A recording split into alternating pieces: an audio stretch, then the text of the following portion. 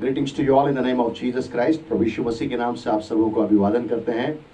And one more time, it is really God's privilege to come into His presence and to glorify His name. एक बार फिर से ये परमेश्वर का विशेष सौभाग्य हमारे जीवनों के ऊपर में है कि हम उसकी उपस्थिति में आ सकते हैं और उसकी हम महिमा कर सकते हैं. आज की शाम में in this evening, God has really enabled us to worship His name. परमेश्वर ने हमें योग्य बनाया कि हम उसकी आराधना कर सकते हैं, उपासना कर सकते हैं. So people of God, if you are ready to worship our Jesus Christ, this is the time to look towards that God Almighty. परमेश्वर के प्रिय लोग, यदि आप परमेश्वर की आराधना करने के लिए, यीशु की आराधना करने के लिए तैयार हैं, तो इस वक्त आप उस परमेश्वर की ओर देखना, निहारना आरंभ करें. Let's go into the prayer. आइए हम प्रार्थना में जाएंगे और हम अपने जीवनों को समर्पित करेंगे. अनुग्रहकारी जीवित पिता परमेश्वर, यीशु के नाम से खुदावंद हम आपके सामने में आते पिता प्रभु जी.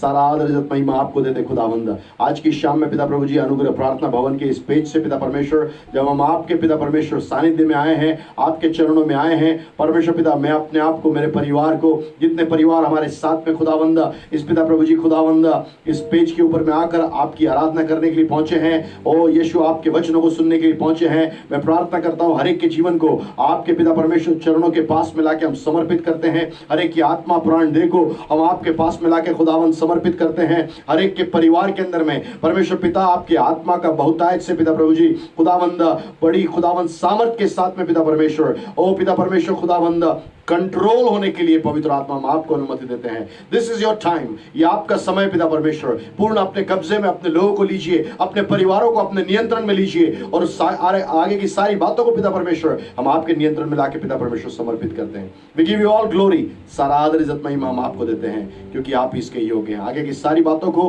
पवित्र आत्मा के नियंत्रण में लाके समर्पित करते हुए हमारा गीतों का गाया जाना यीशु की महिमा के लिए होने पाए, हमारा वचन का बताया जाना परमेश्वर को नाम को ऊंचा करने के लिए होने पाए पिता प्रभु जी. सारा आदर इज्जत महिमा आपको देते हुए यीशु के नाम से इस प्रार्थना को मांगते हैं. आमीन और आमीन. So this is real time to worship our God. ये अच्छा समय है कि हम परमेश्वर की महिमा कर सकते हैं. So if you are with us in this evening, आज की शाम में यदि आप हमारे साथ में हैं, I would like to request you all, मैं आप सबों से निवेदन करना चाहता हूं, when you are in your houses, when the children are going to lead the time of this worship, you can clap for the glory of God, you can dance for the glory of God, you can wave your hands for the glory of God. परमेश्वर के प्रिय लोग, यदि आप परमेश्वर के नजदीकी में यहाँ पर रुके हैं, अपने घरों के अंदर में मौजूद हैं कि आप परमेश्वर की आराधना करें, यह आपके लिए खुला समय है. आप तालियों को बजा सकते हैं, आप नृत्य कर सकते हैं, आप परमेश्वर के लिए हाथों को उठाकर उसको महिमा दे सकते हैं. Whatever the Spirit of God is allowing you to do so, to worship Jesus Christ, you can do it. परमेश्वर का आत्मा जो कुछ भी आपको करने के लिए कहता है वो आप ऐसा कर सकते हैं. So this is our time to worship our God Jesus Christ. ओ हमारा प्रभु परमेश्वर यहोवा यीशु मसीह और पवित्र आत्मा की आराधना करने का समय है. So let's worship. I would like to request Jeremiah and Evangelina to come forward and lead us in the time of worship. मैं चाहूंगा जरमाया और इवेंजेलिना दोनों जने आएंगे और यहाँ पर परमेश्वर के नाम को महिमा देने के लिए हमारी आराधना में अगुवाई करेंगे.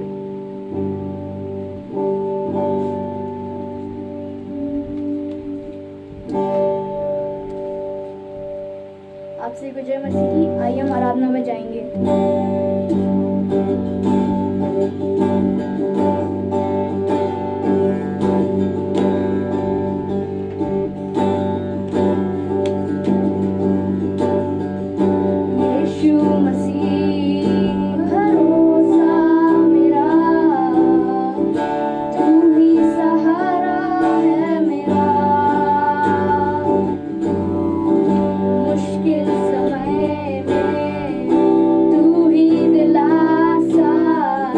साथ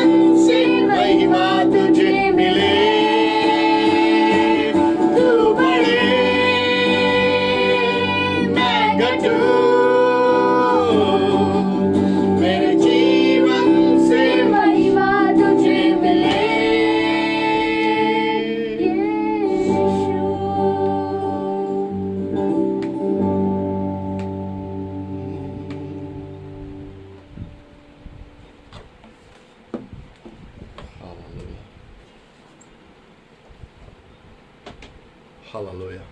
Thank you, Jesus. Glory be to God. Glory be to God. परमेश्वर के नाम को महिमा मिले, परमेश्वर के नाम को महिमा मिले. Let's glorify God. क्यों ना हम उस परमेश्वर को, महान परमेश्वर को हम आदर दे, सम्मान दे. वो इस योग्य है, वो बढ़े, मैं घटूं. Can you say this evening, Father God, let you shall increase in my life and I shall decrease, O God. क्या आप आज की शाम में परमेश्वर को कह सकते हैं, परमेश्वर पिता, आज की शाम में आप मेरे जीवन में बढ़िए. यीशु मसीह, आप मेरे जीवन में बढ़िए. ओ पवित्र आत्मा, आप मेरे जीवन के अंदर में बढ़िए और मैं घटने पाऊं. That I shall decrease, O God. That I shall decrease, O God. प्रभु, मैं घट जाऊं परंतु आप बढ़ते जाएं. आपका वचन बढ़े, आपका सम्मान बढ़े मेरे लिए, मेरे जीवन में आपके प्रति सम्मान बढ़े, आपके प्रति आदर बढ़े, आपके प्रति प्रशंसा देने का कार्य करे. सब बातों में परमेश्वर हम आपको ऊंचा करना चाहते हैं. We want to lift you up, O God, Master. We want to lift you up, O God, Master. Hallelujah. Jesus, O God. Worship your name, O God. Hallelujah. Hallelujah. Hallelujah. Hallelujah. Maybe some of you are really disturbed into their lives because of the hard labor they are doing. Heavy laden people. कई लोगों के लिए मैं महसूस करता हूं, आपके पास में परिश्रम ज्यादा होने के कारण से, भारी बोझ होने के कारण से,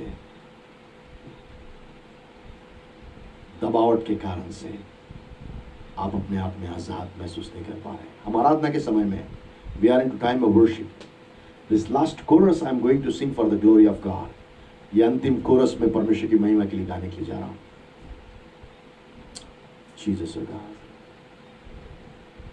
मन मेरे ना हो निराश, तू न हो उदास. मन मेरे ना हो निराश, तू न हो उदास. प्रभु ने तुझको है बुलाया, छोड़ देगा क्या.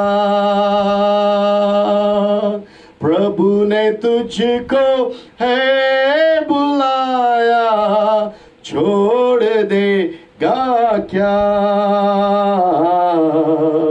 मन मेरे ना हो निराश, तू ना हो उदास. मन मेरे ना हो निराश, तू ना हो उदास. Maybe this time, during the time of pandemic, you might have lost some or the other thing. You might have come into some pressures of life, some distresses, some tensions, some oppressions you might be facing. But by God Almighty, my Jesus Christ, the Holy Spirit is saying, my son, my daughter, don't get disturbed. Don't get pressurized. I am with you. I will not leave you nor forsake you. महासंक्रमण के दौरान आपके ऊपर में शायद कोई दबाव होगा, तनाव होगा, आपको ज्यादा कार्य करना पड़ रहा होगा, आप तकलीफ में होंगे कि ऐसा कैसा हो गया. परंतु मेरा परमेश्वर आपसे इस बात को कहना चाहता, मेरे बेटे, मेरी बेटी, आज की शाम में तू मत डर, तू भयभीत ना हो, तेरा मन कच्चा ना हो, तेरा मन व्याकुल ना हो. संसार में तो तुम्हें क्लेश होंगे, परंतु ढाढ़स बांधो, मैंने संसार को जीत लिया है. You will have afflictions in the world, but be of good cheer. I have conquered the whole earth. The world, I have conquered it. संसार को मैंने जीत लिया है. That God is telling you, be in peace with Jesus Christ. He is the Prince of Peace. वो परमेश्वर यीशु मसीह आपसे कहना चाहता है, जो शांति का राजकुमार है, मैं तेरे साथ में हूं. I will not leave you nor forsake you. ना मैं तुझे छोड़ूंगा और ना मैं तुझे त्यागूंगा। देख, तेरा चित्त मैंने अपनी हथेली में खोद के रखा है और तेरी शहरपना सदैव मेरे नजरों के सामने में बनी रहती है। That God not only speaks that He has engraved your photograph on His palm, but He's saying He does, and He does whatever He says. जो कुछ वो कहता है वो करता है। He has got your photograph on His palm. I will not leave you nor forsake you. You are my child. तू मेरा बेटा है, तू मेरी बेटी है। Thus says the Lord of heavens. Thank you, Jesus. Father, in the name of Jesus Christ, I bring our dear brothers before you, O God, and sisters. As we all are going to listen from you, let my voice should not be heard, but let the voice of the Holy Spirit, Jesus Christ, and the Heavenly Father shall be heard by the people. People should not see me, O God, but they shall see you, O God, face to face. Let there be an experience of Peniel one more time in the name of Jesus Christ. Thank you for doing it, O Father. Giving you all the glory and honor and praises. In Jesus' most precious name I pray. Amen and amen. Hallelujah. Hallelujah. God bless you all one more time. एक बार फिर से परमेश्वर आप सबों को आशीष दे. This is a wonderful time that we are going to listen from the word of God. और ये अद्भुत समय है जब हम परमेश्वर के कलाम से सुनने के लिए जा रहे हैं. So open with me the book of Matthew, 11th chapter and verse 28. It's a very familiar verse. You all must be knowing about it. और मत्ती उसका 11वां अध्याय और उसकी 28वीं आयत, आप में से कई लोग इसको शायद दिल से उसको याद करके रखे होंगे और आप उसको जानते होंगे. So one more time we are going to meditate on this verse. एक बार फिर से आज की शाम में इन आयतों के ऊपर में हम अपने मनन को लेकर जाएंगे. Bible says in English, come unto me all ye that labor and are heavy laden and I will give you rest.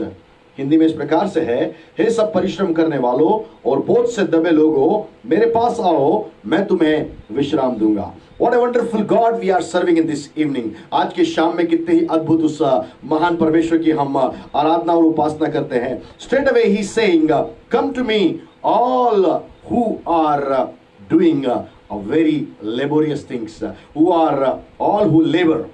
That's what the Bible says. वो बाइबल सीधे रूप में कहती है कि जो लोग तुम परिश्रम करने वालों और बोझ से दबे हुए लोगों. Second thing Bible is saying, and are heavy laden. These are the two things I'll be speaking about, and the third thing that Jesus wants to give us the rest.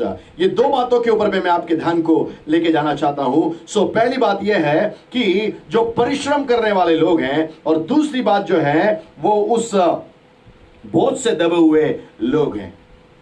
After the time of pandemic, everything is not normal.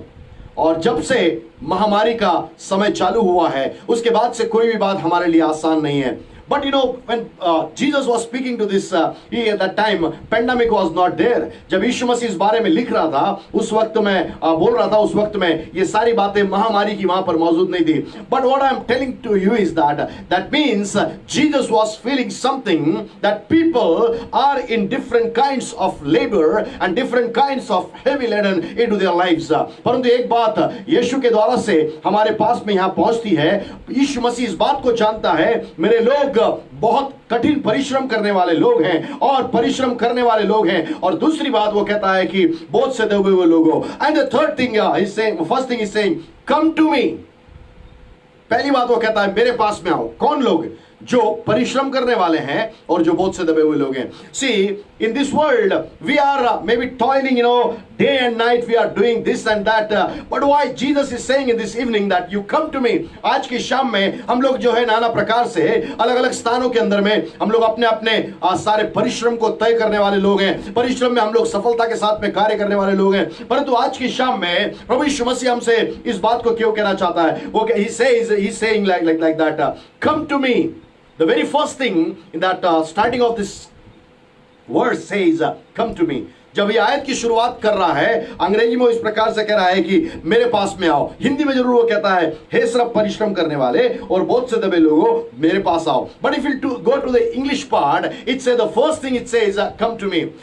My beloved people of God, Jesus is calling everyone who is having any kind of problems into their lives. आज की शाम में यीशु मसीह आज उन लोगों को अपने पास में बुलाता है, जो वो कहता है जो लोग परिश्रम करने वाले लोग हैं, जो लोग उस दर्द के अंदर में, उस बोझ के अंदर में दबे हुए लोग हैं, और उसके अंदर में हम पहले जाएंगे। परंतु आज यीशु हमको क्यों बुला रहा है? Why Jesus is calling us that we should go to him? Why there is a need that everybody who is following Jesus Christ must go to Jesus Christ? क्यों आवश्यकता है यीशु के पीछे चलने वाला व्यक्ति को यीशु के पीछे आने की आवश्यकता है? क्यों आवश्यकता है कि यीशु मसीह उनको बुला रहा है? क्यों यीशु मसीह उनको जो है इस बात से कह रहा है कि तुम मेरे पास में आओ? Certain thing, Bible says in the book of Hebrew chapter 12 and verse 2, and Bible says looking at them, Bible कहती है, इब्रानी उसका 12वां अध्याय और उसकी दूसरी आयत के अंदर में हम चले जाएंगे। Hebrew 12:2, looking unto Jesus, the author and finisher of our faith, who for the joy that was set before him endured the cross, despising the shame, and is set down at the right hand of the throne of God. यहाँ इस प्रकार से लिखा है, और विश्वास के कर्ता और सिद्ध करने वाले यीशु की ओर ताकते रहे, जिसने उस आनंद के लिए जो उसके आगे धरा था, लज्जा की तुच्छ कुछ चिंता ना करके क्रूस का दुख सहा और सिंहासन पर परमेश्वर के दाहिनी ओर जा बैठा है। With Jesus Christ you are following, you must understand who is your Jesus Christ. यीशु मसीह जिसका आप अनुसरण करते हैं, जिसका आप अनुकरण करते हैं, उसके बारे में आपको जानकारी होना आवश्यक है। Bible says he is the author and finisher of our faith. Bible कहती है वो हमारे विश्वास का कर्ता और उसको पूर्ण करने वाला परमेश्वर है। When you are walking in the Christian life, when you are walking in the Christian faith, when you are following the footsteps of Jesus Christ, जब आप मसीह जीवन में चलते हैं, मसीह चाल चलन में चलते हैं, जब आप यीशु के पथ चिन्हों के ऊपर में चलते हैं, we need to look towards Jesus Christ. That's why Jesus is calling us. और हमको यीशु की ओर देखने की आवश्यकता है, क्योंकि यीशु हमको बुला रहा है। Why he is calling us? Because two things this verse is specifying very clearly. दो बातें जो है बड़ी साफ रीति से यहाँ पर वचन कहता है। He is the author and he is the finisher of our faith. The faith in which we are growing every day in Jesus Christ by the word of God according to Romans 10:17. Romeo 10:17 के अनुसार जो हम यीशु के ऊपर में विश्वास में हम बढ़ते चले जा रहे हैं, वो विश्वास का कर्ता और विश्वास को पूर्ण करने वाला यीशु मसीह है। That's why he's saying, come to me. इसीलिए वो कहता है तुम मेरे पास में आओ, because he has started that faith, क्योंकि उसने उस विश्वास का आरंभ किया है, and he finishes the faith, और वो उस विश्वास को पूर्ण करता है। Many times, when we walk behind Jesus Christ, our faith may be on our salaries, our faith may be on our own understandings, our faith may be on our brothers and sisters, our faith may be on our husband and wife and children and so on, maybe on the friends. But God is expecting one thing, that we should be having faith upon that Jesus Christ, who is the author and finisher of our faith.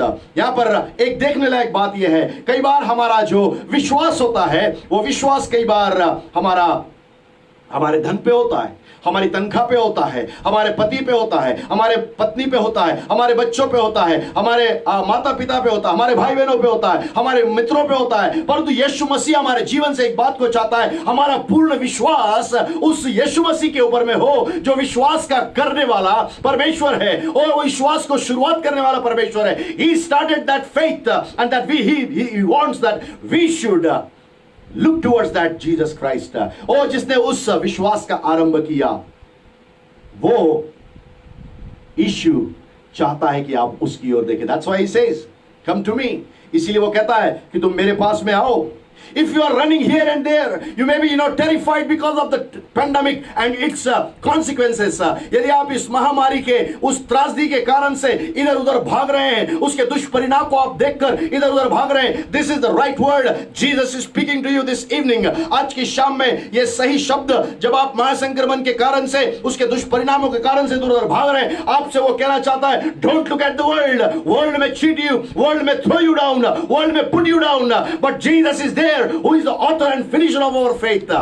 Look at Jesus Christ, because he's saying, come to me. वो कहता है कि जो विश्वास का कर्ता और पूर्ण करने वाला परमेश्वर है, उसकी ओर देखना आरंभ करें, क्योंकि उसका विश्वास आरंभ करने वाला परमेश्वर, वो विश्वास उसने आरंभ किया। What is the faith? The things which you cannot see, you need to start seeing by your eyes.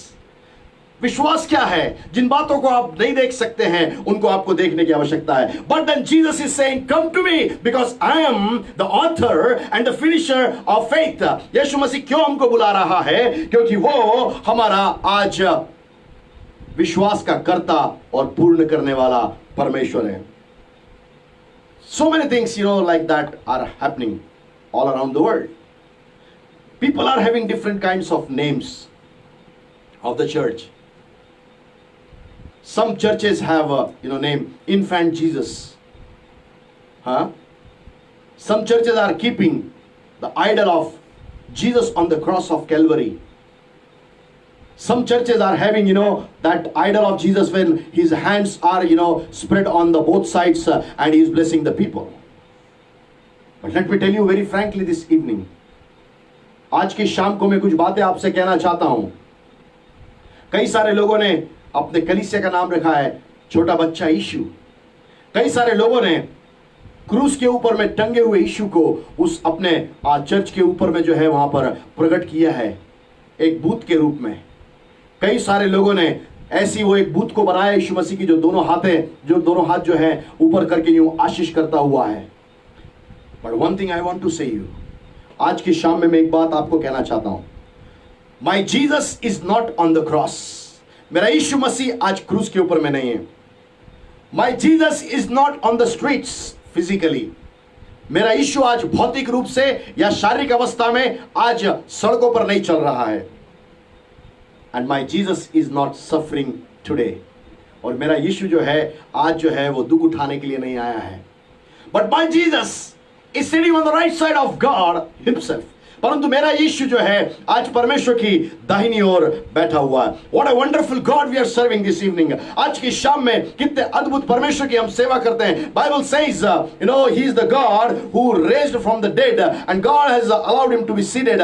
Bible says, that what the Bible says, second verse of 12th chapter of Hebrew, it says, who for the joy, who for the joy that was set before him endured the cross, despising the shame, and is set down at the right hand of the throne of God.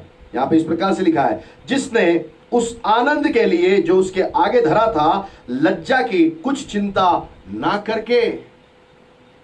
He never thought, he was never ashamed to be died for the human being. Why is calling? Because Jesus has died for every human being. That's why he's saying, come to me. यीशु मसीह जो है हर एक मानव के लिए आज इस संसार के अंदर में मरा है। इसीलिए वो कह रहा है मेरे पास में आओ। इसीलिए वो कह रहा है मेरे पास में आओ। And Bible says, now today he is sitting on the right side of his heavenly Father. Bible कहती है वो अपने पिता के दाहिनी ओर आज बैठा हुआ है। What a wonderful God we are having. In this world, so many leaders came, so many gurus and babas came, but they came and they went back and they never came back again. Oh, they died and passed away. But my Jesus is an awesome God because he came to in the incarnated form of human beings. And Bible says he was died on the cross of Calvary. He was kept in the tomb.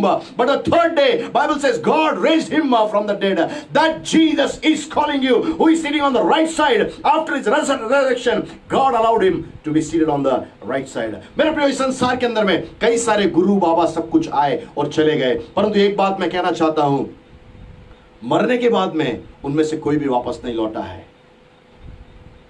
मरने के बाद में उनमें से कोई भी वापस नहीं लौटा है, परंतु ये मेरा यीशु इस बात के लिए मानव का अवतार लेके आया, इस संसार के अंदर में आया ताकि वो मनुष्य के लिए मर जाए। और उसने सलीब की मौत को, बाइबल कहती है, उसने उस लज्जा की बात को भी अपने जीवन के अंदर में थामे नहीं रहा, परंतु वो लज्जा के अंदर में चला गया। यद्यपि वो लज्जा के लायक नहीं था, यद्यपि वो पाप के लायक नहीं था। Oh, he was never worthy to be called as a sinner, but he became a sinner for your sake and my sake. That's why he's calling us so that we can follow him and we shall become the true believers of Jesus Christ. मेरे लिए और आपके लिए उसने लज्जा को उठा लिया, और लज्जा को उठाने के बाद में उसने अपने आप को पाप के उस कुर्बानी के लिए वहां पर समर्पित कर दिया, ताकि मैं और आप आज एक धार्मिकता का जीवन, शुद्धता का जीवन, पवित्रता का जीवन जीने के लिए सामने में आ जाएं. Bible says he allowed him to go from the shame. What a wonderful God we are serving. शर्मिंदगी में से जाने के लिए उसने अपने आप को अनुमति दे दिया.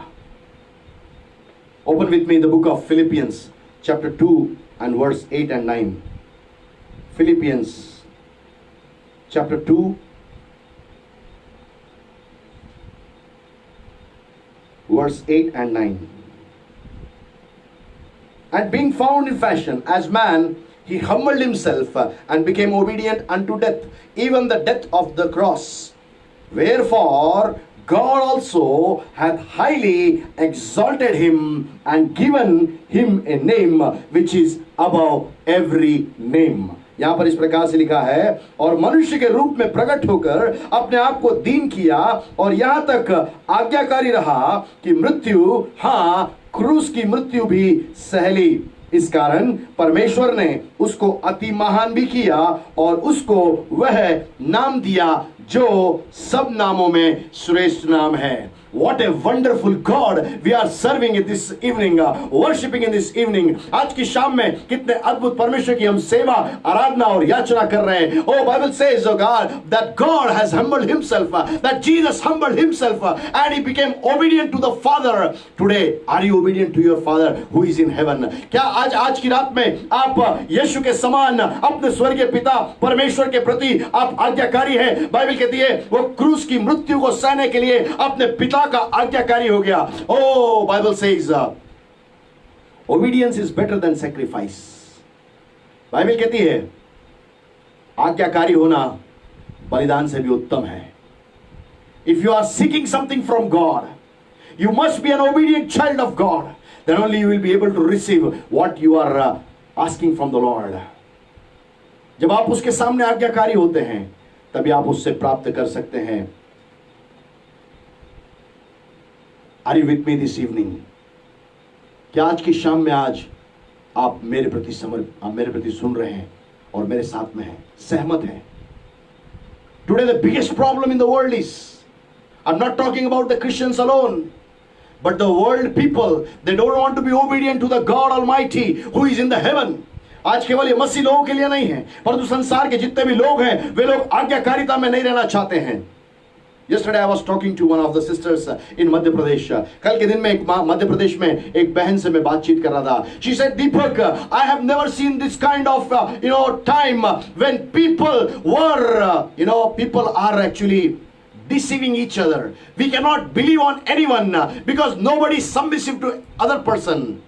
Then I told her one thing, Didi, the problem is people are not submissive to God and people are not submissive and obedient to God Almighty.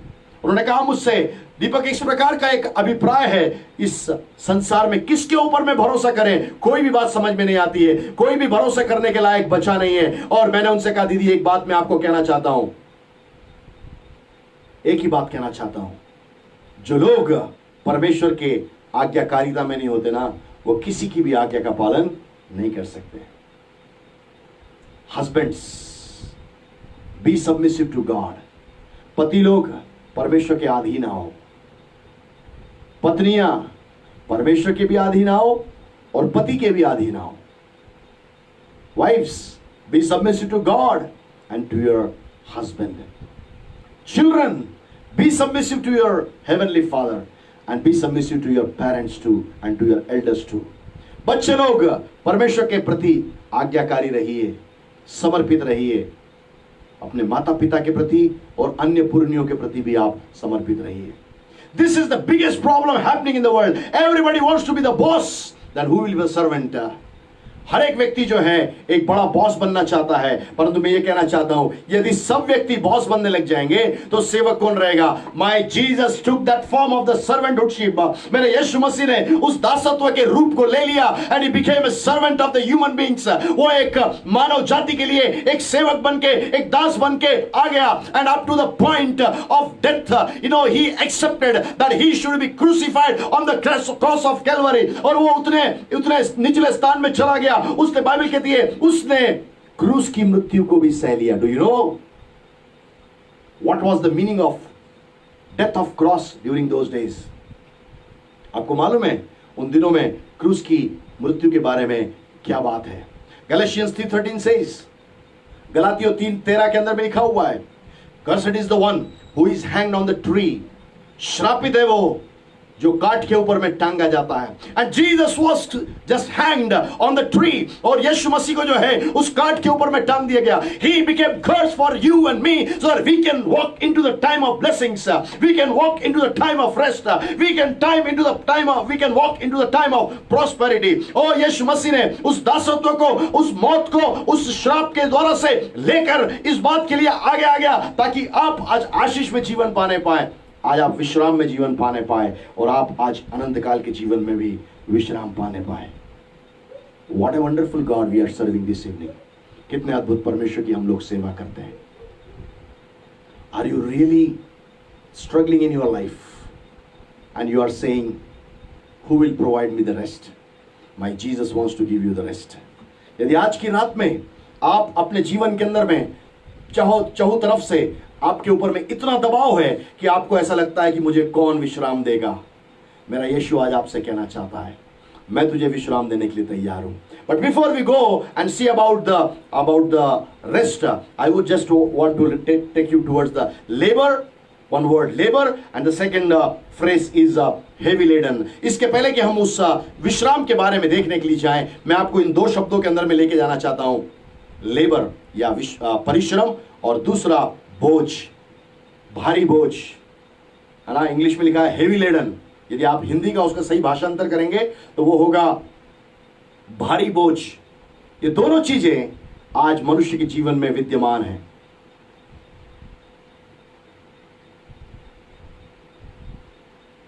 These two things are very much possible in the lives of human beings, especially during the time of pandemic. Everybody is facing these kinds of problems. जब ये हम महासंक्रमण के इस दौर के अंदर में चल रहे हैं, not only India but whole Asia, whole world, all the nations, maybe except 2 or 3 nations, all the nations are having a great pressure of labor and heavy laden situation into their lives. और तब भारत अकेला नहीं परंतु समूचे राष्ट्र जो हैं, जो संसार के अंदर में है, एशिया के अंदर में है, हो सकता है कि 2-3 राष्ट्रों में यह दबाव नहीं होगा, बाकी सारे राष्ट्रों में ज्यादातर परिश्रम और बड़ा भारी बोझ का एक दबाव चला आ रहा है। And that God wants to speak to the people who are into the time of labour and the heavy ladenness. तब परमेश्वर आज की शाम में हमसे बातचीत करना चाहता है इस परिश्रम के बारे में, और दूसरी बात हमसे बात करना चाहता है भारी बोझ के बारे में। Dear beloved children of God, what is labour? ये परिश्रम क्या है? Why labour came to the life of human being? ये परिश्रम का समय मनुष्य के जीवन के अंदर में क्यों आ गया? Open with me the book of Genesis. Just a minute.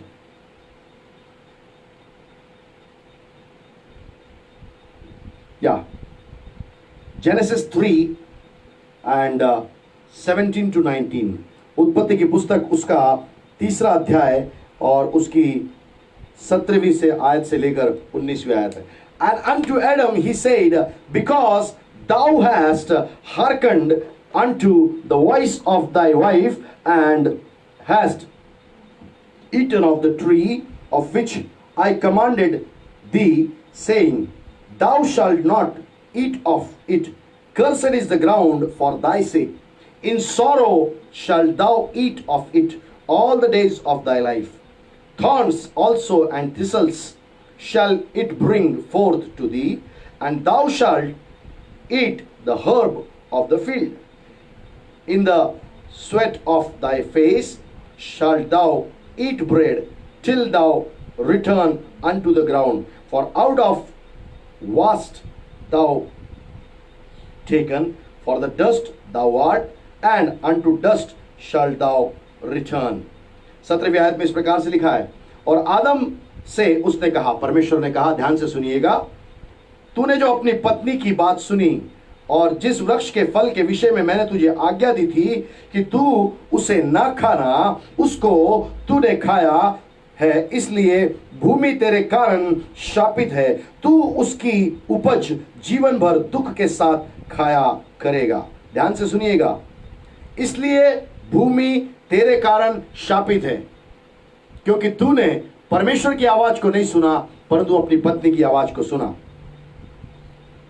18वीं आयत, और वह तेरे लिए कांटे और ऊंट कटारे उगाएगी और तू खेत की उपज खाएगा और अपने माथे के पसीने की रोटी खाया करेगा और अंत में मिट्टी में मिल जाएगा, क्योंकि तू उसी में से निकाला गया है, तू मिट्टी तो है और मिट्टी में फिर मिल जाएगा। Big thing has come into the world because of the sins of Adam and ewe.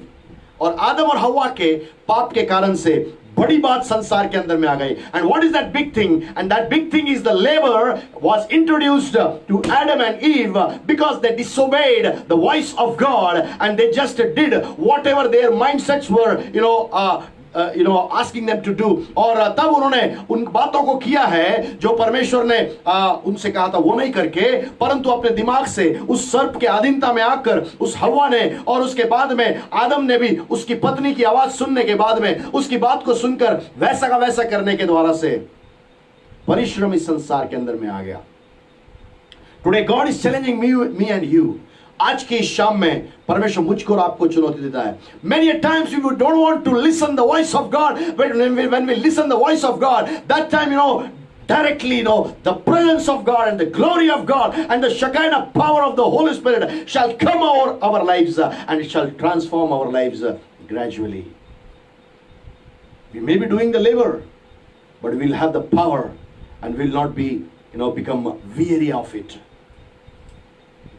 जब हम परिश्रम करते हैं हम कई बार थक जाते हैं, हम आगे नहीं बढ़ पाते हैं, हम आगे कार्य नहीं कर पाते हैं क्योंकि जब हम परमेश्वर की आत्मा की आवाज को सुनते हैं, हम उसकी आज्ञाकारिता में होते हैं। जब हम उसकी आज्ञाकारिता में होते हैं तब हमारे पास में परमेश्वर की महिमा उस शकायना महिमा के रूप में पवित्र आत्मा के द्वारा से हमारे पास में आती है। यद्यपि हम कई सारी वहां पर परिश्रम को करते हैं, परंतु परमेश्वर की ताकत और कुव्वत और महिमा को पाने के कारण से हम बहुत आसानी से बड़े बड़े काम कर डालते हैं।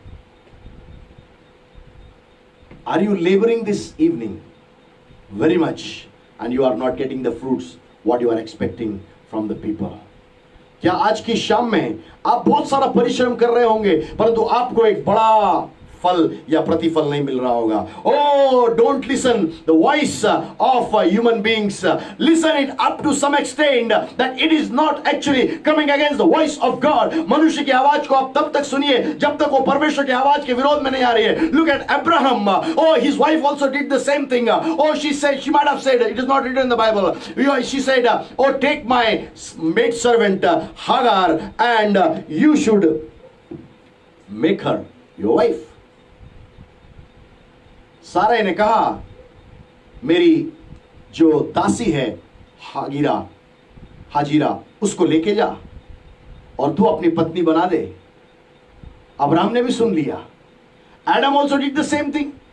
Abraham also did the same thing. Husbands, I'm talking to you this evening. पति लोग मैं आज की रात में आपसे बातचीत कर रहा हूं। Listen your wife's voice up to the time it is not interrupting the voice of God into your lives. पति लोग मैं आपसे कहना चाहता हूं अपने पत्नियों की आवाज को तब तक सुनिएगा जब तक परमेश्वर की आवाज के लिए अवरोधना वे नहीं बन रही हैं। Both committed the same mistake. उन दोनों ने एक ही गलती करी। After hearing the voice of Sarai, Abraham went against the voice of God. सारे की आवाज को सुनने के बाद अब्राहम जो है वो परमेश्वर की आवाज के खिलाफ चला गया। Now what is the consequence? उसका अब दुष्परिणाम क्या है? Till to date the children of Israel are suffering. आज भी जो है इजराइल की संतान नाना प्रकार के दुखों को उठा रही है, because of the first born from Hagar, हाजिरा से जो पहला संतान उत्पन्न हुआ उसके कारण से। Again and again there is a fight going on, again and again there is a fight going on, and the Israel is in labour against that particular thing. The consequences of disobedience towards the voice of God will always bring the first thing in the form of labor. दुष्परिणाम जो परमेश्वर की आवाज को त्यागने के कारण से होता है, पहली बात आती है परिश्रम लोगों के जीवन के अंदर में बहुतायत से करना पड़ जाता है। Oh, I want just to let you know very quickly, बहुत जल्दी से मैं इसको बताना चाहता हूं। If you are obeying the voice of God, you shall have everything in abundance. यदि आप परमेश्वर के आवाज के प्रति आज्ञाकारी रहेंगे तो आपके पास में बहुतायत की आशीषें रहेंगे। But if you are disobeying the voice of God, you shall lose the blessings of God, and then you will have to do the very powerful, labor. Very hard labor you need to do. यदि आप उस परमेश्वर की आवाज को त्याग देंगे ना, आपको बहुत घोर परिश्रम, कठिन परिश्रम करना पड़ जाएगा। You will be toiling day and night. दिन और रात आप मेहनत करते रहेंगे। You will be sowing 1 quintal of wheat. Only 2 quintal will come. 1 quintal गेहूं को आप बोएंगे और ज्यादा से ज्यादा 2 कुंटल ही निकल के आएगा। कम से कम 20 कुंटल निकलना चाहिए। At least 20 quintal should come. Are you with me this evening? क्या आप मेरे साथ में हैं आज की शाम में? Obeying God's voice is very important. परमेश्वर की आवाज को सुनना और उसके प्रति आज्ञाकारी होना बहुत ही अनिवार्य है। If you are disobeying God's voice, यदि हम परमेश्वर की आवाज को तज रहे हैं, if you are showing our back to the voice of God, यदि हम परमेश्वर की आवाज के प्रति हम पीठ मोड़ ले रहे हैं, definitely there will be a time you need to do very hard work and laborious work, and you will not be able to prosper in the way God wants to give you the prosperity. हो सकता है कि उस तरीके से आप परमेश्वर की ओर से उस परिपूर्णता का जीवन, आशीषमय जीवन नहीं पा पाएंगे जिस प्रकार से परमेश्वर आपको लिए चलना चाहता है। Adam and Eve, when they were in the Eden garden, there was no need to cook the food. Nothing like that. Everything was natural. They were receiving, they were eating, and they were very healthy. But a disobedience came, labor came into their lives. अदन की वाटिका में परमेश्वर ने उनको महाराजा और महारानी के रूप में रखा था, परंतु एक अनाज्ञाकारिता, परमेश्वर की आज्ञा का तोड़ा जाना उनको उस स्थान से बाहर निकाल के ले गया और परिश्रम करना उनके जीवन का भाग बन गया। We'll go to the book of Ecclesiastes. यदि आप Ecclesiastes की पुस्तक के अंदर में जाएंगे, वहां पर फर्स्ट चैप्टर में, in the first chapter, 2nd to 4th verse, Solomon is writing there. सुलेमान वहां पर कहता है, स्वोपदेशक की पुस्तक उसका पहला अध्याय, स्वोपदेशक पहला अध्याय और उसकी 2 से 4 आयत में आपके लिए पढ़ रहा हूं। Vanity of vanities, said the preacher, vanity of vanities, all is vanity. What profit hath a man of all his labor which he taketh under the sun? One generation passeth away, and another generation cometh, but the earth abideth forever. यहां पर इस प्रकार से लिखा है, उपदेशक का यह वचन है कि व्यर्थ ही व्यर्थ, व्यर्थ ही व्यर्थ, सब कुछ व्यर्थ है। तीसरी आयत में लिखा है, उस सब परिश्रम से जिसे मनुष्य धरती पर करता है उसको क्या लाभ प्राप्त होता है। क्या आप मेरे साथ में हैं? चौथी आयत में लिखा हुआ है, एक पीढ़ी जाती है और दूसरी पीढ़ी आती है, परंतु पृथ्वी सर्वदा बनी रहती है। Bible is saying three things very much clear. You may be toiling day and night under the sun. हो सकता है कड़ी धूप के नीचे बैठकर आप बड़ी मेहनत करते होंगे, शिद्दत करते होंगे, काम करते होंगे, परंतु कुछ भी बड़ा फल निकल के नहीं आता है, क्योंकि वो वहां पर सुलेमान लिखता है, सबोपदेशक का जो लेखक है, सब कुछ व्यर्थ ही व्यर्थ है। दूसरी आयत में वो शुरुआत करता है, सब कुछ व्यर्थ है। Everything is in vain, all is in vanity, all is in vanity. Third verse says, what profit has a man of all his labour. मनुष्य को अपने परिश्रम के लिए क्या प्रतिफल मिलता है? उस सब परिश्रम से जिसे मनुष्य धरती पर करता है उसको क्या लाभ प्राप्त होता है? आप परिश्रम कर रहे हैं, आप परिश्रम करते चले जा रहे हैं, आप परिश्रम करते चले जा रहे हैं, आप परिश्रम करते चले जा रहे हैं। परमेश्वर आपको एक बात कहना चाहता है, आपको उसका क्या लाभ मिला है? यदि लाभ नहीं मिला है, परमेश्वर आपको लाभ देना चाहता है, but then not by your own understanding, आपकी समझ के द्वारा से नहीं। The way in which God wants to bless your lifes, परंतु जिस तरीके से परमेश्वर आपके जीवन को आशीषित करना चाहता है। Bible says in the fourth verse, one generation passes away, another generation comes. एक पीढ़ी चली जा रही है और दूसरी पीढ़ी चली आ रही है। And in this pandemic, no, even the first generation, second generation, maybe third generation are going together. महासंक्रमण के दौरान हो सकता है कि पहली पीढ़ी, दूसरी पीढ़ी, तीसरी पीढ़ी एक साथ भी चले जा रहे हैं, because people are getting infected because of the pandemic and they are dying of COVID-19. वो महासंक्रमण के कारण से कोविड-19 के द्वारा से मारे चले जा रहे हैं। But one thing you know very much sure, all is in vain. सब कुछ जो है व्यर्थ है। But then what we need to do, we need to come to our Jesus Christ. परंतु हमको क्या करने की आवश्यकता है? हमको हमारे यीशु के पास में आने की आवश्यकता है। He is saying, come to me all who labour. वो कहता है कि हे सब परिश्रम करने वाले लोगों, मेरे पास में आओ। Second part, heavy laden people. दूसरा जो भाग है वे बोझ से दबे हुए लोगों के लिए बात करता है। व्हाट इज हेवी लेडन, या ये बड़ा बोझ से दबे हुए बातें क्या है? It may be a distress, हो सकता है कि ये दबाव हो। It may be an affliction, हो सकता है कि ये दुख की घड़ी हो। It may be a danger, हो सकता है कि ये खतरा हो। It may be a need which they are unable to fulfil, ऐसी एक आवश्यकता हो जिसकी आप पूर्ति नहीं कर पा रहे होंगे। So many needs in human beings' life, they are unfulfilled into their lives.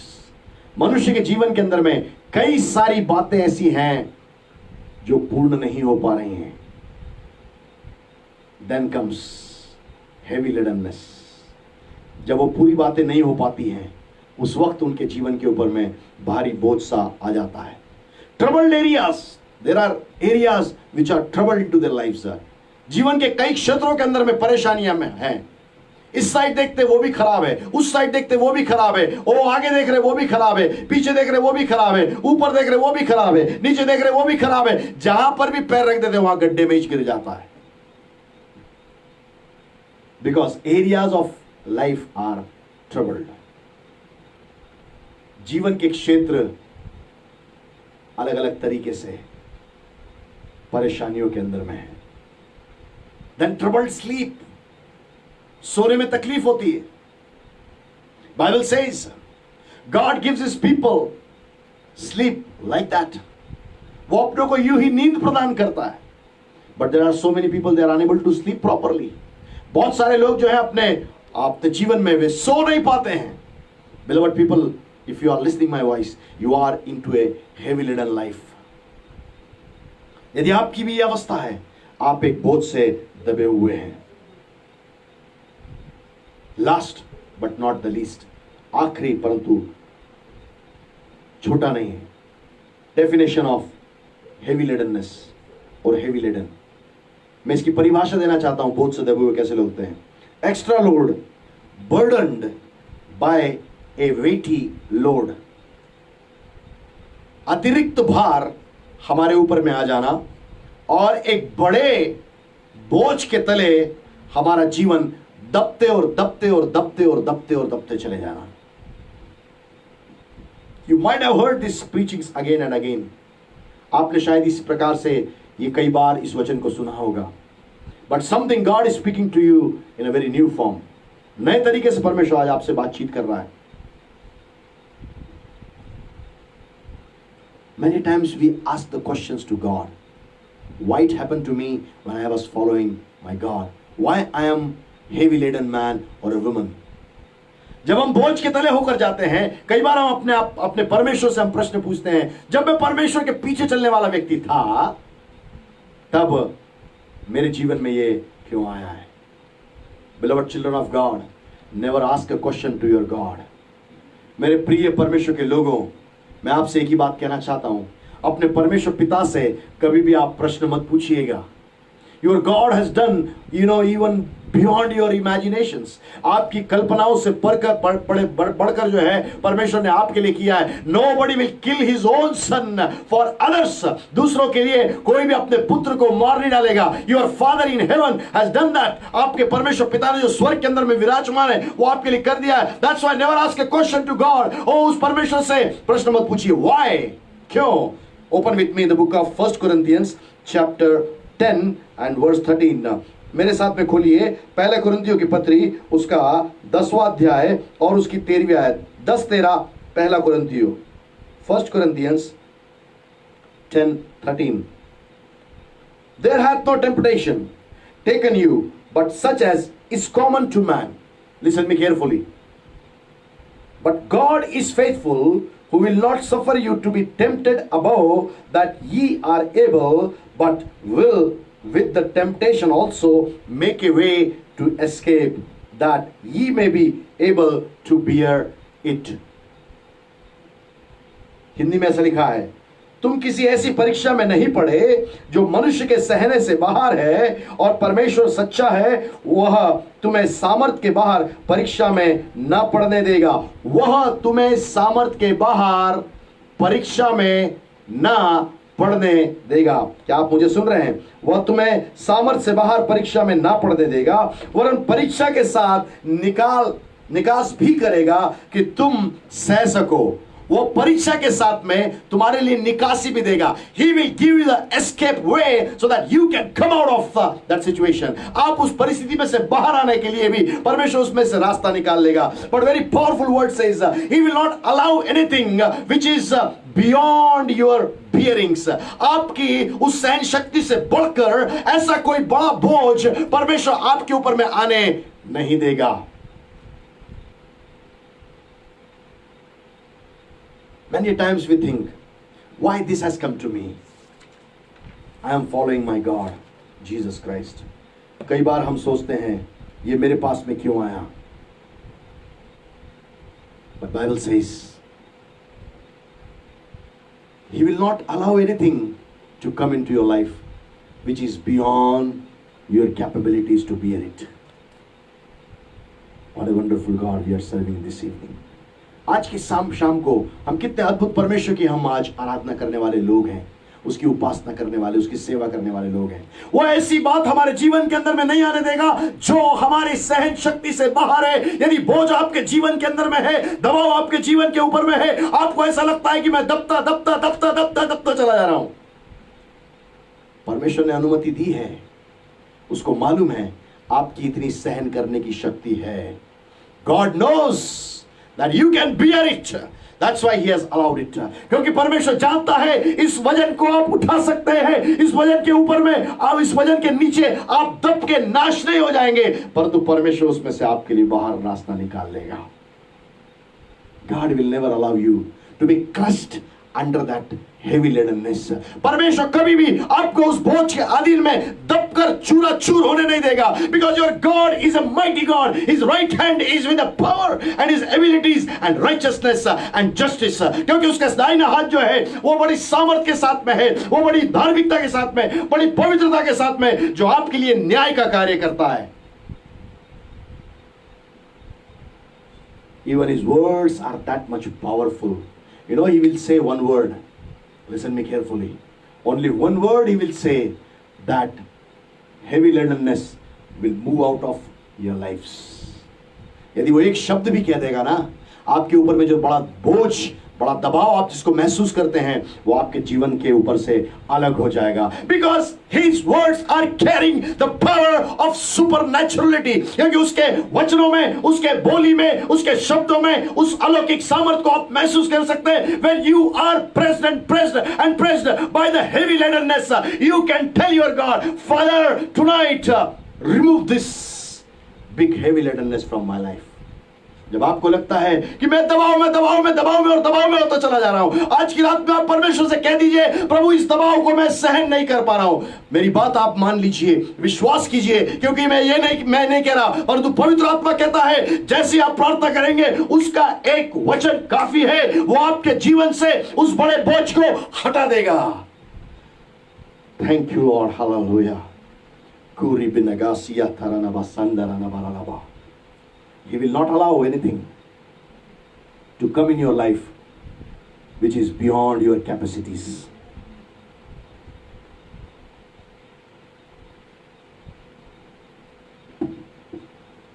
वो आपके जीवन में ऐसा कोई भी बोझ नहीं आने देगा जिसके द्वारा से आप सहन करने के बाहर हैं. वो आपका परमेश्वर है, वो आपका कर्ता है. Psalm 139 says, He is the God who has created you in your mother's womb. भजन 139 के अंदर में लिखा हुआ है, वो परमेश्वर ने आपको आपकी मां की कोख में अपने हाथों से बनाया है. Even more than your doctor, He knows your body. More than your neurologist, He knows your mind. More than your pastor, He knows your spirit.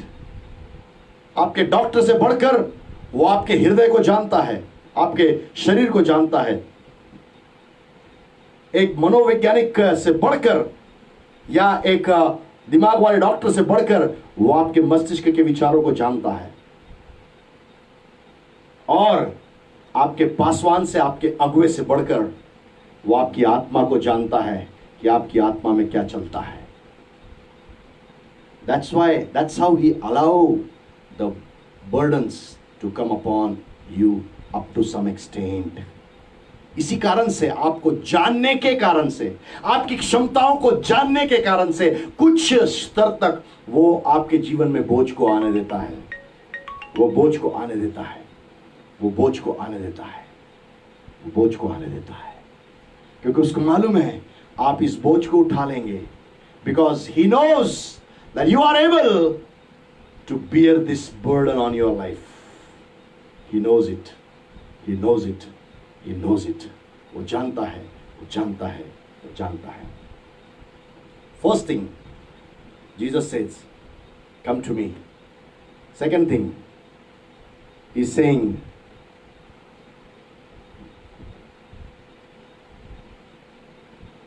all who labor. पहली बात, जो लोग, वो कहता है कि मेरे पास आओ. दूसरी बात वो कहता है जो परिश्रम करने वाले. Third thing He says, all heavy laden. तीसरी बात वो कहता है जो बोझ से दबे हुए लोग हैं. Now the fourth thing He's saying, चौथी बात वो कह रहा है, I will give you rest. What a powerful statement Jesus is saying. यीशु मसीह कितने एक सामर्थी प्रतिज्ञा को दे रहा है. मैं तुम्हें विश्राम दूंगा, मैं तुम्हें विश्राम दूंगा. You may be a father, You may be a mother, you may be a husband, you may be a wife, you may be a children, you may be the brother or sister, but all the time people want that we should work. Am I right or wrong? आप एक पति हो सकते हैं, पत्नी हो सकती हैं, आप एक माता हो सकते हैं, पिता हो सकते हैं, बच्चे हो सकते हैं, भाई बहन हो सकते हैं, मित्र हो सकते हैं, परंतु हर एक व्यक्ति हमसे यही अपेक्षा करता है, तुम काम करो, तुम काम करो, तुम काम करो, तुम काम करो. But Jesus is saying tonight to you, I will give you rest. I will give you rest. यीशु मसीह आज की रात में आपसे कहना चाहता है, मैं तुझे विश्राम दूंगा, मैं तुझे विश्राम दूंगा. You may be doing a very hard labor. You may be, under a very, under a very, heavy ladenness. But then Jesus is saying to you, आप हो सकता है कि कठोर परिश्रम करने वाले लोग हैं, हो सकता है आपके परिश्रम का किसी ने मूल्य नहीं जाना होगा, आपके परिवार में आपके परिश्रम का कोई मूल्य नहीं होगा, आपके उस बोझ के तले दबे हुए अवस्था का कोई भी इसका मूल्यांकन नहीं करता होगा, और कोई उसके बाद प्रति आपको कोई शिद्दत नहीं देता होगा, आपको कोई इज्जत नहीं देता होगा. परंतु मेरा प्रभु आपसे कहना चाहता है, मेरे बेटे, मेरी बेटी, मैं तुझे विश्राम दूंगा, मैं तुझे विश्राम दूंगा, मैं तुझे विश्राम दूंगा, मैं तुझे विश्राम दूंगा. I want to give you the rest. But what is the problem? To receive the rest, we don't give the life's rest into the hand of God. हमारी समस्या क्या है? परमेश्वर से कुछ पाने के लिए, उसका विश्राम पाने के लिए हमारे जीवन का बचा हुआ भाग हम परमेश्वर के हाथ में देना नहीं चाहते. Tonight I want to encourage you, I want to challenge you. If you are having a hard labor time into your life, a time of heavy ladenness, यदि आज की रात में आप परिश्रम करने वाले जन हैं, आज की रात में आप बोझ से दबे हुए लोग हैं, आज की रात में आप इस प्रकार के एक जन हैं जो हर एक प्रकार से आपके अंदर में आपको ऐसा लगता है कि मैं चारों तरफ से घिरा हुआ हूं. My Jesus is saying to you tonight, I will give you rest. I will give you rest. Write in the inbox, my Jesus is giving me rest. Inbox के अंदर में आप लिख दीजिए, मेरा यीशु मुझे विश्राम दे रहा है, मेरा यीशु मुझे विश्राम दे रहा है. उस इनबॉक्स के अंदर में लिख दीजिए, मेरा यीशु मुझे विश्राम दे रहा है. Only Jesus can give you the rest. केवल यीशु ही आपको विश्राम दे सकता है, केवल यीशु ही आपको विश्राम दे सकता है.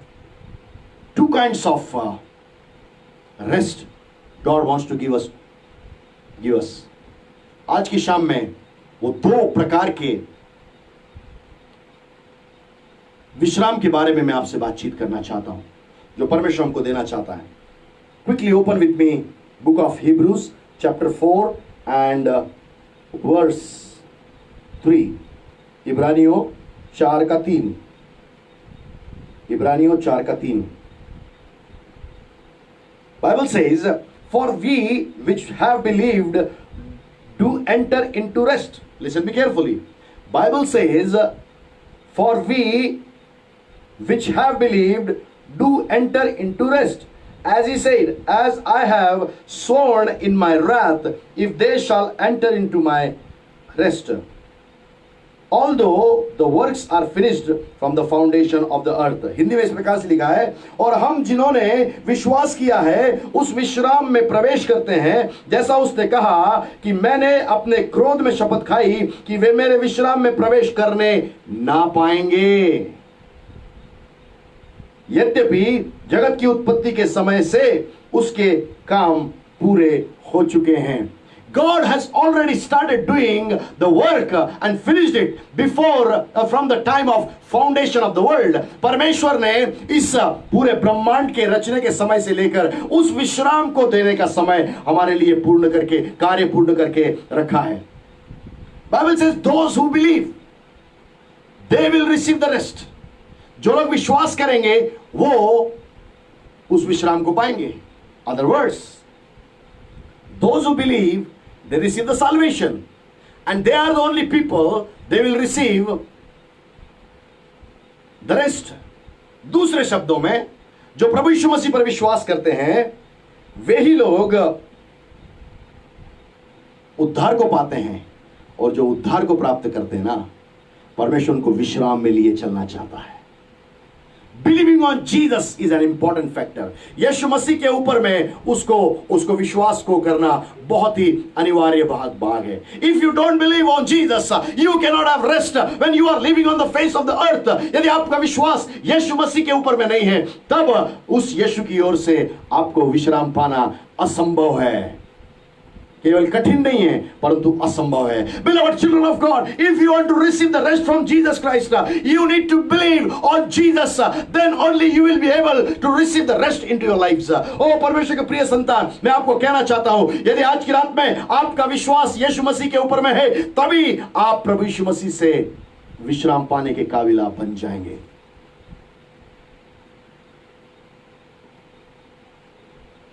Do you believe on Jesus? क्या आप यीशु पर विश्वास करते हैं? If not, rest will not be yours. यदि आप यीशु पर विश्वास नहीं करते तो विश्राम आपके पास में नहीं होगा। Israelites were not having faith on God. Israel के पास में परमेश्वर के प्रति विश्वास नहीं था। That's why they were the murmuring people. इसीलिए वे लोग जो है हमेशा कुड़कुड़ाहट करने वाले लोग थे। Are you the murmuring people this evening because of that labor, because of that heavy ladenness? Are you speaking? Oh, listen me carefully. If you are speaking more and more, you will not receive anything from the Lord. यदि आप परमेश्वर के सामने में बोलते रहेंगे, आप प्रभु से विश्राम कभी भी प्राप्त नहीं कर पाएंगे। Psalm 46 says, भजन 46 कहता है, Be silent and know that I am the God Almighty. वो कहता है कि शांत रहो और ये जान लो मैं परमेश्वर यहोवा हूं। God is saying to you this evening, God is saying to you in this night, oh you should be silent, then only I will be able to work. Oh if you are not silent, how can I work for your rest? परमेश्वर आज की शाम में आपसे कहना चाहता है, जब तुम शांत रहोगे तभी तो मैं काम करूंगा। जब तुम शांत नहीं रहोगे, तुम बोलते रहोगे तो मैं काम कैसे करूंगा? फॉर एग्जाम्पल, उदाहरण के लिए, God wants to bring you a car, a new car. Okay, hello, are you with me? आप मेरे साथ में हैं। परमेश्वर आपके लिए एक नई गाड़ी को लेके आना चाहता, नई कार को देना चाहता है। But you are saying, no. That scooter was having a problem. No, battery is not working properly. When I give the race, it goes very fast. Sometimes it goes very slow like that. बला। परमेश्वर car देने के बारे में बात कर रहा है, परंतु आप क्या बात कर रहे हैं? नहीं, मेरी स्कूटर ठीक नहीं है, मेरे स्कूटर की बैटरी खराब हो गई है, वो कभी भी पंचर भी हो जाती है, और मैं कुछ भी ज्यादा रेस देता हूँ ना, ऐसी तेज भागती है जैसे घोड़ा दौड़ता है। Don't tell your problem, what you are having to God, but tell him, Father, I need rest from Jesus Christ, and I believe on Jesus Christ. आप अपनी समस्या के बारे में बात मत कीजिए, परंतु आप यीशु को कहिए, परमेश्वर मुझको आज आपसे विश्राम की आवश्यकता है। यदि आप कहेंगे, परमेश्वर आपके लिए करेगा। Bible says in the book of John, chapter 16 and verse 24, up to this time you have not asked anything in my name, Jesus said. If you'll ask, I will give it to you so that your joy shall be full. Oh, इस प्रकार से लिखा हुआ है यूहन्ना उसके 16 उसके 24 के अंदर में लिखा हुआ है, अभी तक तुमने मेरे नाम से कुछ नहीं मांगा, तुम मांगोगे तो पाओगे, ताकि तुम्हारा आनंद पूरा किया जाए। Why we are unable to ask from God? क्यों हम परमेश्वर से मांगने में असफल हो जाते हैं? Because we have our own problems. No, this is not right, that is not right, this is not. Our life will end with labor and heavy ladenness. हमारी समस्या यह है, हम परमेश्वर से इसीलिए नहीं मांग पा रहे क्योंकि हम ये भी बोलते, वो भी बोलते, आखिरी में ऑक्सीजन खत्म है। हम परमेश्वर से मांग नहीं पाते हैं। We are into a time of prophetic world. हम इन दिनों में एक नबूवत के संसार के अंदर में है। You need to prophesy what God wants to give you. Rest is the thing which God wants to give you. You must speak it from your mouth that my Jesus has given me the rest because I believe on Jesus. आपको आज नबूवत के जमाने में रहते हुए नबूवत की बातें बोलना आना चाहिए। यदि आप पवित्र आत्मा से परिपूर्ण हैं, आपको नबूवत करना आना चाहिए। आपको बोलना चाहिए, मेरे यीशु पे विश्वास करने के कारण से यीशु ने मुझे उस विश्राम को दे दिया है। भले ही विश्राम अभी दिख नहीं रहा है, परंतु मैं घोषणा करूंगा, I will declare it that God has given me the rest. मैं घोषणा कर दूंगा कि परमेश्वर ने मुझे वो दे दिया है।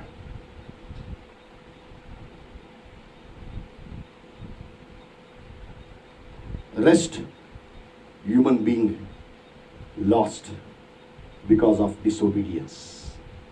विश्राम मनुष्य जाति ने खो दिया उस अनाज्ञाकारिता के कारण से। But cheer up this evening, आज की शाम में आप उत्साहित हो जाएं, because Jesus has paid a big price for us. यीशु मसीह ने हमारे लिए दाम को चुकता किया है। 1 Corinthians chapter 6 and verse 20 and 1 Corinthians chapter 7 and verse 23, both verses says for we were bought with a price। और पहला कुरिन्थियों का 6वां अध्याय और उसकी 20वीं आयत के अंदर में, पहला कुरिन्थियों 7वां अध्याय और उसकी 23वीं आयत के अंदर में, दोनों स्थानों में इस बात को हम पाते हैं, मसीह ने हमें मोल लेकर छुड़ा लिया है।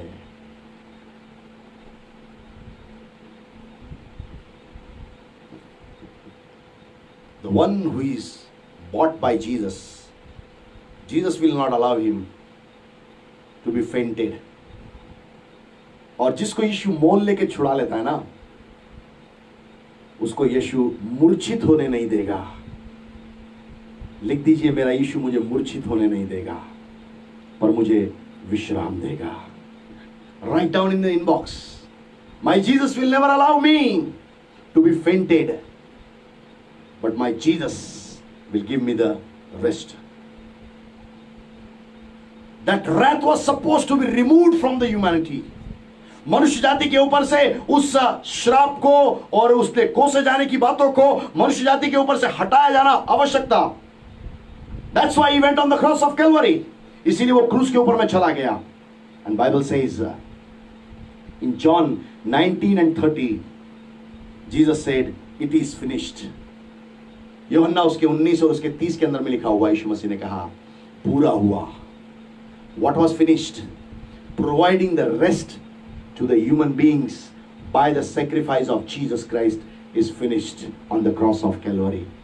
मनुष्य जाति को उस विश्राम को दिए जाने का कार्य यीशु मसीह ने क्रूस के ऊपर में पूर्ण किया। Oh, we are having today the rest in Jesus Christ when we believe on Him। जब यीशु के ऊपर हम विश्वास करते हैं, when we believe on His sacrifices, when we believe that 39 stripes which He had on His back, that's why we are healthy people। When we believe all these things, oh, we are receiving the rest of Jesus Christ। जब हम यीशु के ऊपर में विश्वास करते हैं, उसने मेरे लिए बलिदान को दिया है, 39 कोड़ों की मार को खाया है, अपने सिर के ऊपर में कांटों के मुकुट को रखा है, उसने मेरे लिए यातनाओं को सहा है। ये सारी बातों पर विश्वास करने के द्वारा से आपको विश्राम मिलना चालू हो जाता है। If you believe you will receive. यदि आप विश्वास करेंगे आपको मिलेगा। क्या मिलेगा? विश्राम मिलेगा। विश्वास के साथ विश्राम मौजूद है। With faith on Jesus, you will receive rest in Jesus while living your life on the face of the earth।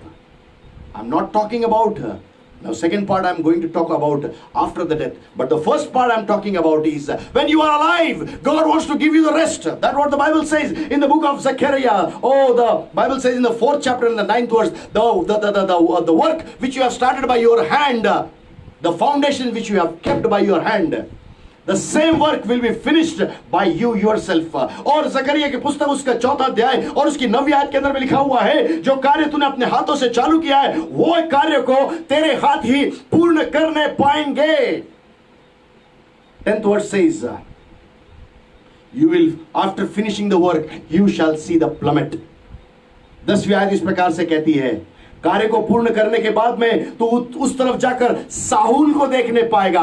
The plummet is the measuring factor that you have completed your success. और वो साहुल जो है वो उसको मापदंड को बताती है कि आपने अपने कार्य को सफलता के साथ में पूर्ण कर लिया. But when you start the work, you may not be able to see the plummet. जब आप शुरुआत करते हैं कार्य की, आप साहुल को नहीं देख सकते. On the way there will be lot of troubles, pains, or problems, and so many terrific situations may come. But listen me carefully. 4:6 of Zechariah Bible says, it's not by might, it's not by power, but by my spirit says the Lord. जब आप कार्य को शुरुआत करते हैं, शायद बहुत आसान नहीं होता है, बहुत कठिन होता है, बहुत ही कठिन होता है, इतना आसान नहीं होता है. कई सारी परेशानियां आती हैं, तकलीफें आती हैं, दर्द आते हैं, पीड़ाएं आती है, सब कुछ आता है. परंतु मैं एक ही बात आपसे कहना चाहता हूं, और वो बात ये है, जकरिया 4:6 में लिखा है, ना तो बल से ना शक्ति से, पर मेरे आत्मा के द्वारा से ये संभव हो जाएगा. My God will provide you the rest by His own Spirit. मेरा परमेश्वर अपने आत्मा के द्वारा से आपको विश्राम प्रदान करेगा. You may be toiling from all these years together, but tonight is the night. God is going to deliver you from all those problems, and He shall provide you the rest. इतने सालों से आप लगातार और सारी मेहनत करते आ रहे होंगे, परिश्रम करते आ रहे होंगे, तकलीफों में होकर जा रहे होंगे. आज की रात में मेरा परमेश्वर आपको कहना चाहता है, ना तो बल से ना शक्ति से, पर मेरी आत्मा के द्वारा. परमेश्वर कहता है, मेरी आत्मा के द्वारा ये होगा. You will see that plummet. Last thing I am speaking, and I will just close it because time is already gone. समय काफी हो चुका है और मैं आखिरी बात बोलकर समाप्त करूंगा.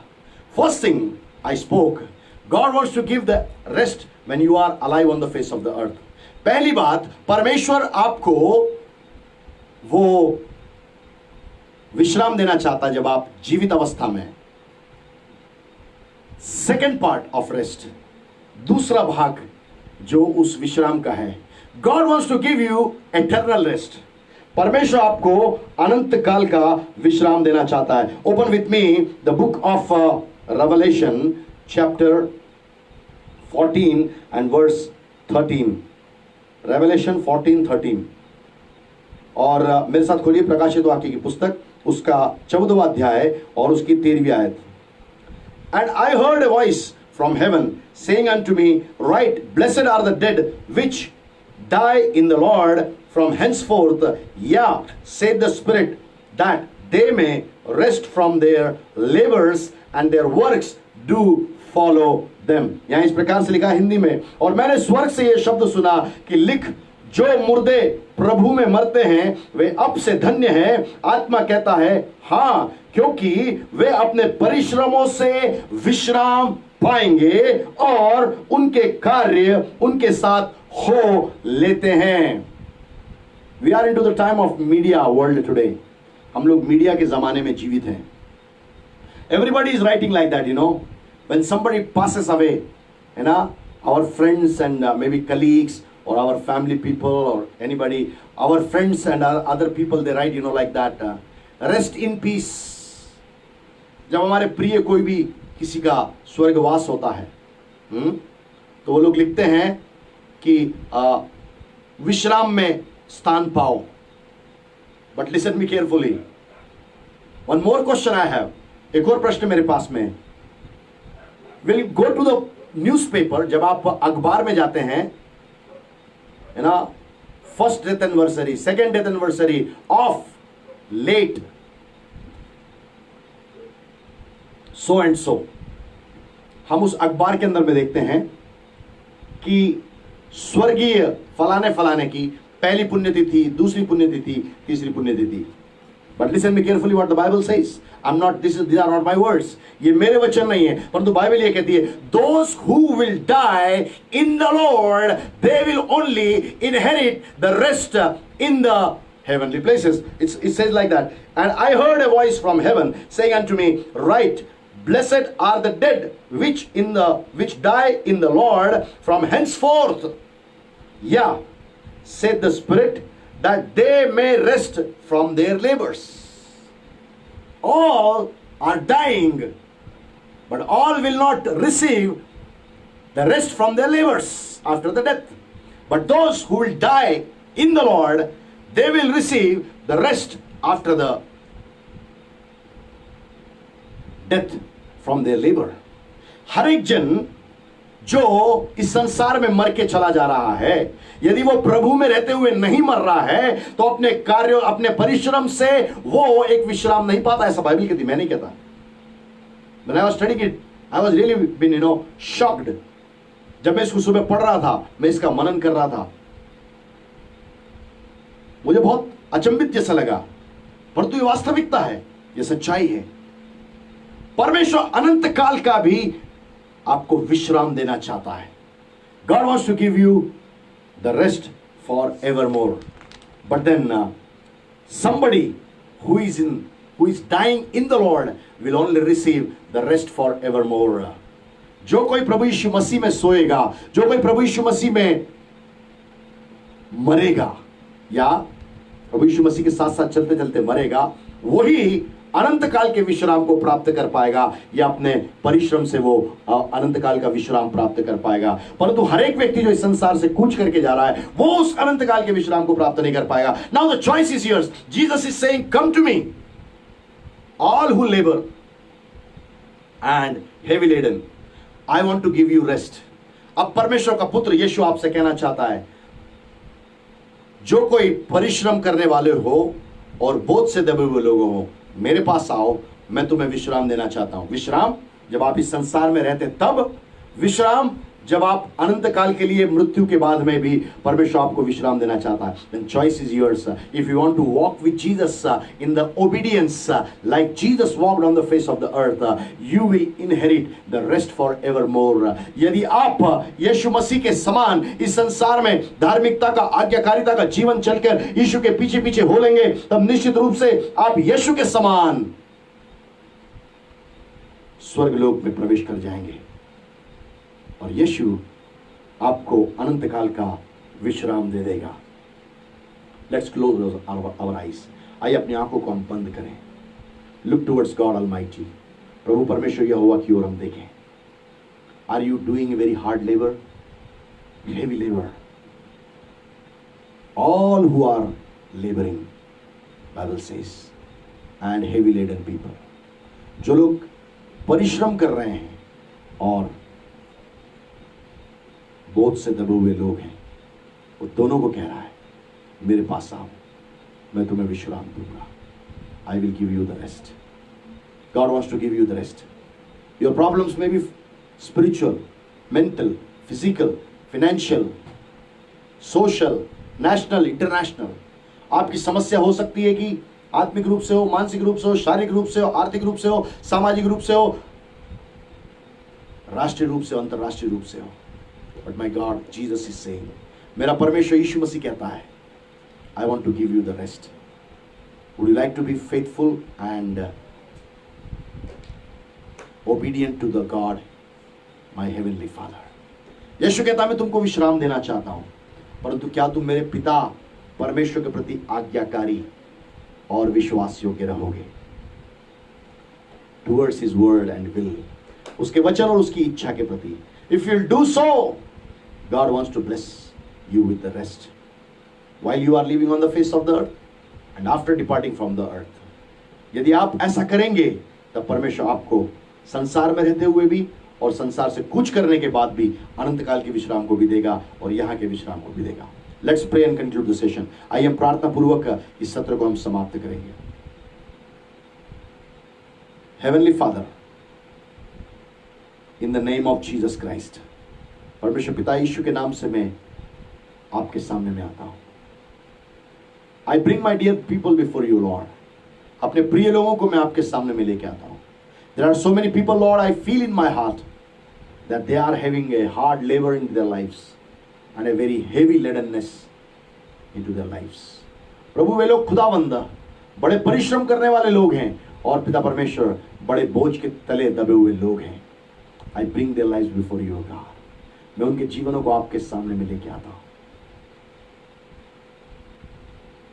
Will you provide them the rest if they believe on Jesus Christ? यदि वे यीशु के ऊपर में विश्वास करेंगे, तो क्या आप उनको आज की रात में अपना विश्राम प्रदान करेंगे। Father, I want that you should touch your people, Lord, who have heard your voice, your word, and they have known your will, what you want, O God, Master. In Jesus' name, O God, let your right hand be upon their lives, O God, Master. Touch everybody, O God, Master, who are feeling so much of heavy ladenness, O God. परमेश्वर, जितने लोग पिता प्रभु जी बड़े बोझ के तले अपने आप को समझते हैं या बहुत कठिन परिश्रम कर रहे हैं परंतु प्रतिफल नहीं आ रहा, ऐसे लोगों के जीवन को इसी वक्त छू ले और इसी वक्त पिता प्रभु जी आशीषित कर। पिता परमेश्वर, छू ले। Lord, touch them, O God, Master, for your glory, O God. In Jesus' name, O God, Master, I just allow you, O Holy Spirit, to take over the lives of people and make them submissive to Jesus Christ, to believe on Jesus, so that they shall have the rest. परमेश्वर पिता यीशु के नाम से हर एक जन को पिता प्रभु जी पवित्र आत्मा के नियंत्रण में देता हूं, ताकि वो यीशु के चरणों के पास में उनको लेके जाए और हर एक जन यीशु के ऊपर विश्वास करके उस विश्राम को इस संसार में रहते हुए पाए और अनंत काल के विश्राम को पाने पाए। Thank you, Lord, for doing it, Father. I bless the page of अनुग्रह प्रार्थना भवन। परमेश्वर पिता, अनुग्रह प्रार्थना भवन के पेज को यीशु के नाम से मैं आशीषित करता हूं। I bless Pastor Mohan Gwal and his family and the ministries they are doing in Chhattisgarh, O God. परमेश्वर पिता, पास्टर मोहन ग्वाल, उनका परिवार और उनकी सेवकाई जो छत्तीसगढ़ के अंदर में चल रही, पिता परमेश्वर, उन सबों को पिता पुत्र पवित्र आत्मा के नाम से आशीषित करता हूं। Bless everyone who has given their important time, take out their time, O God, took out their time, O God, and they were just watching and worshiping with us, our Lord Jesus Christ. उन सभी लोगों को जो हमारे साथ में बने रहे और पिता प्रभु जी उन्होंने आपकी यीशु मसीह आपकी महिमा और तारीफ करी है और पिता परमेश्वर आपकी आराधना करी है, हर एक को तो छू ले और आशीषित कर। And people, Lord, who are not having rest in their lives, provide them the rest tonight. आज की रात में उनको परमेश्वर पिता विशेष विश्राम प्रदान कर, जिनके पास में अभी तक जीवन में विश्राम नहीं। Thank you, Lord, for doing it, Father. Giving you all the glory.